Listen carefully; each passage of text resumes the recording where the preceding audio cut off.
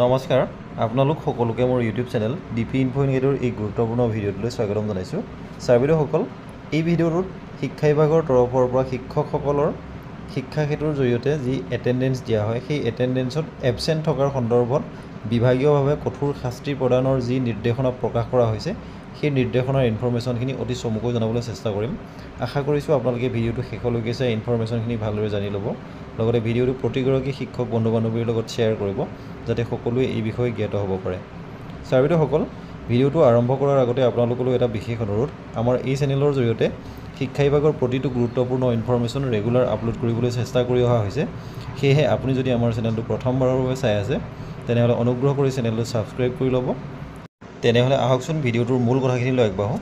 Sir বাইদেউসকল, এইখন হৈছে ডাইৰেক্টৰ অফ ছেকেণ্ডেৰী এডুকেশ্যনৰ ডাইৰেক্টৰ শ্ৰীমতী মমতা হোজাই বাইদেৱে প্ৰতিখন জিলাৰ ইনস্পেক্টৰ অফ স্কুলসকললৈ প্ৰেৰণ কৰা এখন অত্যন্ত জৰুৰী চিঠি।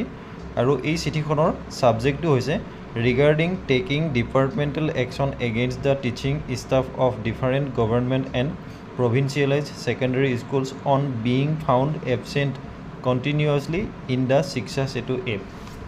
ছাৰ বাইদেউসকল, চিঠিখন লাইন বাই লাইন পঢ়াৰ পৰিৱৰ্তে ইয়াৰ মূল কথাখিনি অতি চমুকৈ জনাই দিব খুজিছোঁ।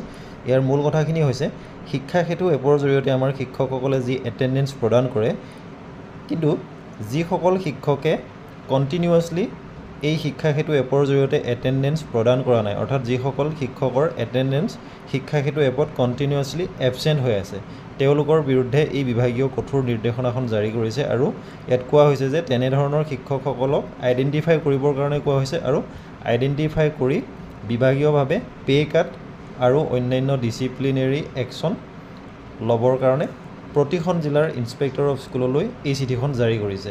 গতিকে ছাৰ বাইদেউসকল, বিষয়টো অত্যন্ত গুৰুত্বপূৰ্ণ, অত্যন্ত ছিৰিয়াছলি এই বিষয়টো বিভাগীয়ভাৱে গ্ৰহণ কৰা হৈছে আৰু এনেধৰণৰ শিক্ষকসকলক আইডেণ্টিফাই কৰি তেওঁলোকৰ বিৰুদ্ধে বিভাগীয় যি কঠোৰ পানিছমেণ্টৰ ব্যৱস্থা সেই পানিছমেণ্টৰ ব্যৱস্থা কৰিবৰ কাৰণে কোৱা হৈছে। লগতে ইয়াৰ লগত জড়িত যি ৰেকৰ্ড আৰু ৰিপৰ্ট সেই ৰিপৰ্টসমূহ বিভাগীয়ভাৱে ছাবমিট কৰিবৰ কাৰণেও কোৱা হৈছে। গতিকে ছাৰ বাইদেউসকল, এই গুৰুত্বপূৰ্ণ কথাখিনি আপোনালোকক এই ভিডিঅ'টোৰ জৰিয়তে অতি চমুকৈ জনাবলৈ চেষ্টা কৰিলোঁ।